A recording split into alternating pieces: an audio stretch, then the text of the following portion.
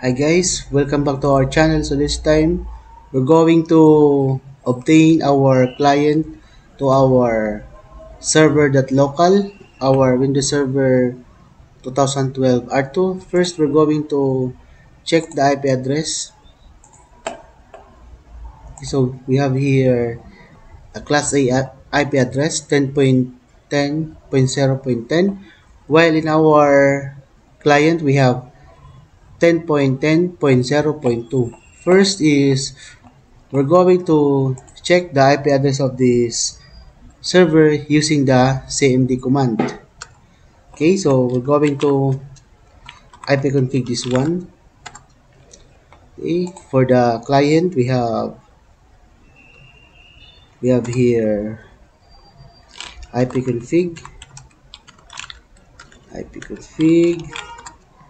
Okay, so we have here for the server we have the 10, for the client we have 2. So to check their IP address, we're going to ping we're going to ping the client of our server, uh, 10.0 10.0.0.2. Okay, then for the client we can ping the ping of our or the IP address of our server, 10.10.10.0.10.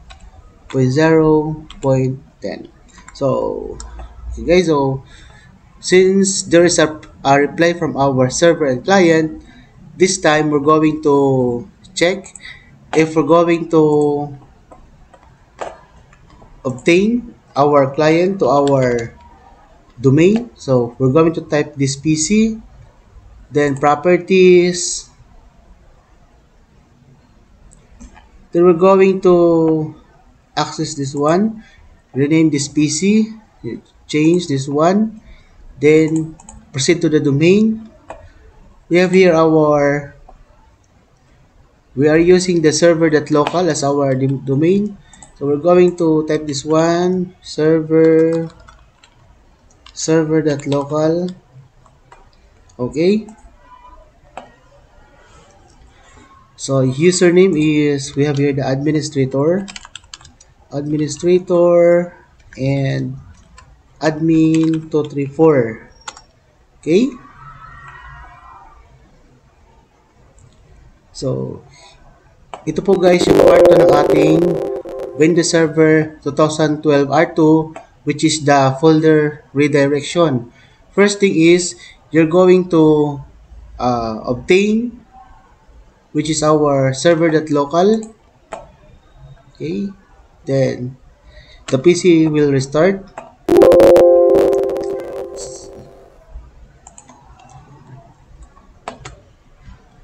Okay, text this one, then we're going to start the PC. Naglalag po guys because we're just using the virtual box. There's a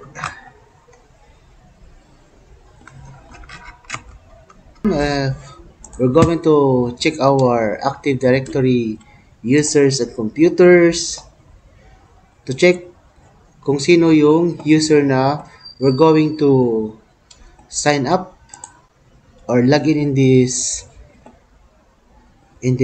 domain. So hindi pa po tayo nag-configure ng folder. So this time I'm going to show you how to redirect the folder sa ating client. We have here sample. We're going to rename this one into CSS12.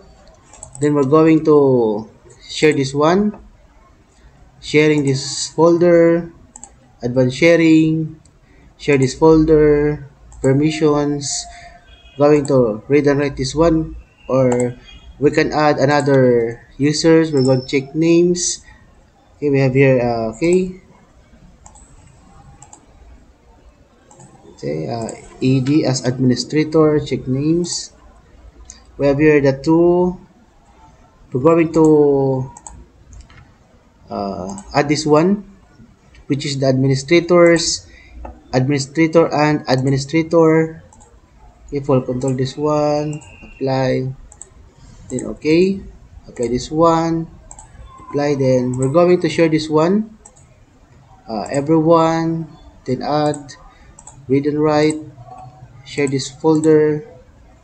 Okay, done. So, bago po natin i-close ang folder na to, make sure po na-copy natin yung path for our redirection. Then, access the tools, which is the Active Directory. So, dito guys, dito tayo gagawa ng OU. Under ng server local, dito po natin ilalagay si OU, which is the organizational unit, which is the CSS12. Right. Next, then under CSS12, pwede natin siya lagyan ng users. It's up to you guys kung ilang user. So, for me, I'm going to use my name, John, or UD, then user login name, UD. Next, so we're going to uncheck this one, then check the second box and third one. We're going to use the admin 234, admin 1234, admin 1234. Then we're going to next this one, finish. Then our user is, we're going to log in this one in our client, which is the UD, of course, UD. Then we're going to access the password, which is the admin 1234. So other users, welcome UD, welcome to the domain, welcome to the CSS server local. Okay, so while loading pa po yung Windows 10 or the client, we're going to configure the group policy management of our folder redirection, which is the server local, the domains, okay, server local. So, di ba guys, gumawa tayo dito ng folder sa Active Directory, users and computers. Diba? Automatic na po siya guys, dito lalabas sa group policy, which is the css.local. Then we're going to create a GPO in this domain. What is GPO? So pag sinabi natin GPO, it is the group policy object. We're going to type this one, css.12. Then we're going to tap OK. Alright, so we have already our GPO. Then we're going to edit this one to configure our desktop. Of course, we're going to select the user configuration as our folder redirection, then Windows settings, then folder redirection. Then we're going to select the desktop of our folder, then basic. Then we're going to copy the path. Kanina po guys, di ba nag-share tayo ng folder? We're going to copy the path, then paste the path in this area. Then apply, then yes, okay. Okay, so patapos po is we're going to access the command, which is the cmd jp update, which is the jp update /force. Alright, what is jp update? It is a command for group policy update to grab the policy coming from the server para ma-redirect po yung folder papuntang client, or to grab the policy coming from the client to the server. Okay, I'm here. So make sure po guys, review mo natin First is, nag-create tayo ng folder dito. Then, properties, sharing this one, advanced sharing, then add permissions. Then we're going to add this one, the two administrator and administrator with server management. Okay, then done. We're going to copy this one, the network path. Then we're going to access the tools, which is the Active Directory users and computers. Kanina po guys, gumawa tayo dito ng OU. Dito. Right click dito, then gumawa tayo ng OU. So we have here the server local domains. Okay, lag po siya. Pause mo natin. So we have here the Active Directory users and computers. We have here our OU, the organizational unit. We have here our user, which is the UD. Then we access the group policy management, which is group policy. We access the group policy management. Then, of course, here's the folder. Then we're going to click GPO, which is the CSS12. Then we're going to edit this one. Then policy user configuration as our default folder redirection in the Windows settings, folder redirection, desktop. Then we're going to properties this one. Then we're going to paste the root path. Then okay. Then the last one is you're going to update the policy from the server using the gp update/force as our command. So check natin dito guys kung meron ng folder. Okay, so try natin dito gp update sa kabila. Baka nag-loading lang. Okay, Windows R, just enter CMD.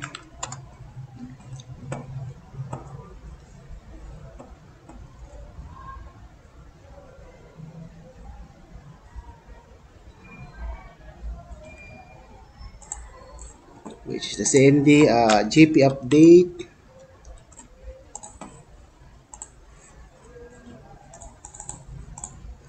Naglag po guys. So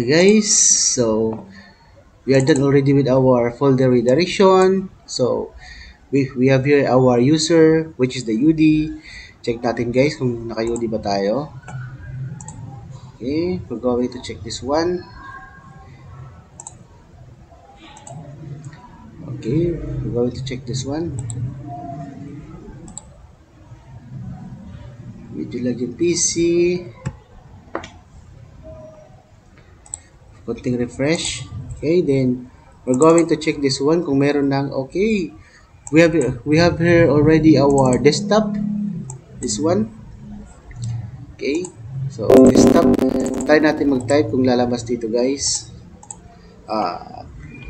Test folder CSS. Okay, check natin. So, try natin ito guys ano. So, ito yung sample ng folder redirection. Ito po yung Windows Server, then ito yung Windows 10. Ito po ang tawag po nito is folder redirection. Try natin magawa ng folder dito sa kabila.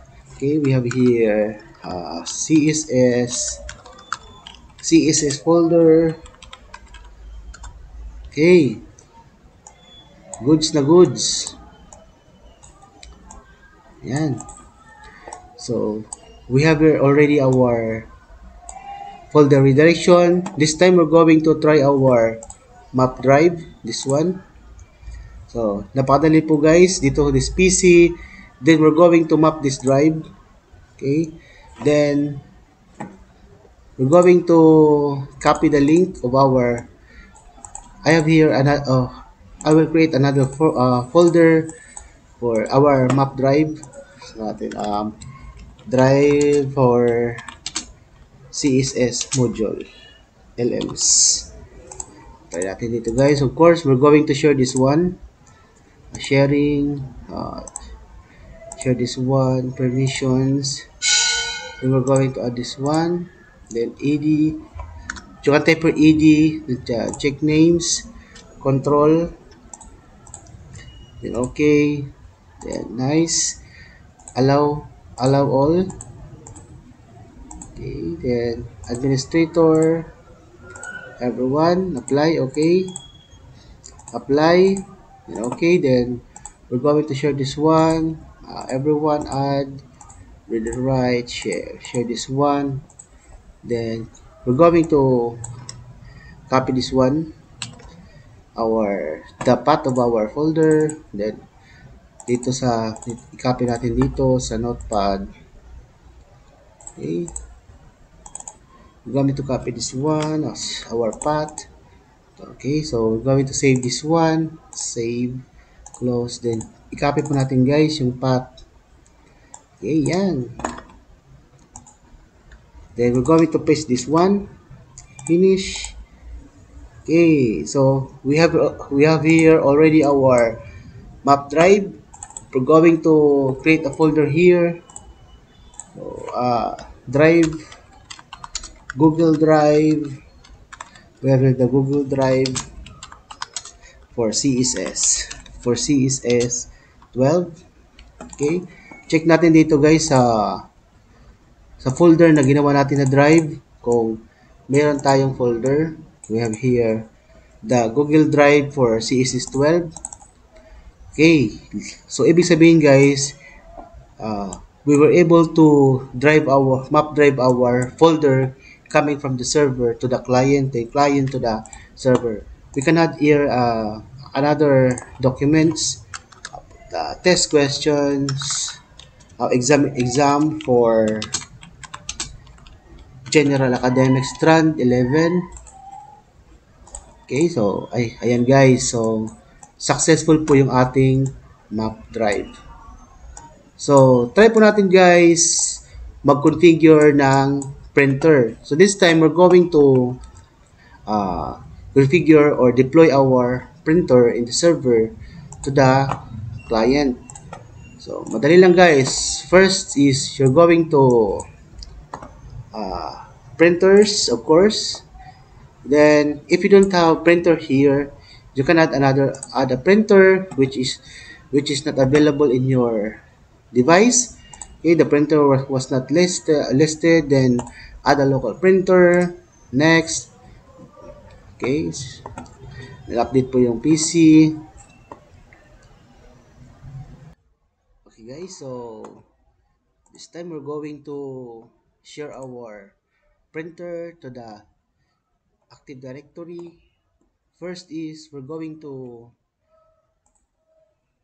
create a printer for our domain. We have here, so as you can see guys, we don't have a available printer here, so we're going to add a printer, then the printer that wasn't listed. Of course, we're going to add a local printer area for this printer with manual settings. Then next lang guys, next. Okay, so I don't have a hard disk. Then we're going to select Epson, this one, the version 4 class driver. Next, next, installing the printer. Then next, finish. Okay, so as you can see guys, we have here already our Epson version 4 class driver. Then we're going to share this one. Proceed to printer properties. We're going to check this one, sharing. Then of course, you're going to list the printer in the directory for group policy update. This one, we're going to copy the name of the printer. Then we're going to close this one. Okay, then we're going now to proceed to group policy management, which is our CSS 12. Okay, so ito na. Then of course, we're going to find our CSS 12, our GPO, which is the CSS 12. Then we're going to configure our printer deployment to using the user configuration. Medyo naglalag guys. Fix mo natin. Policy.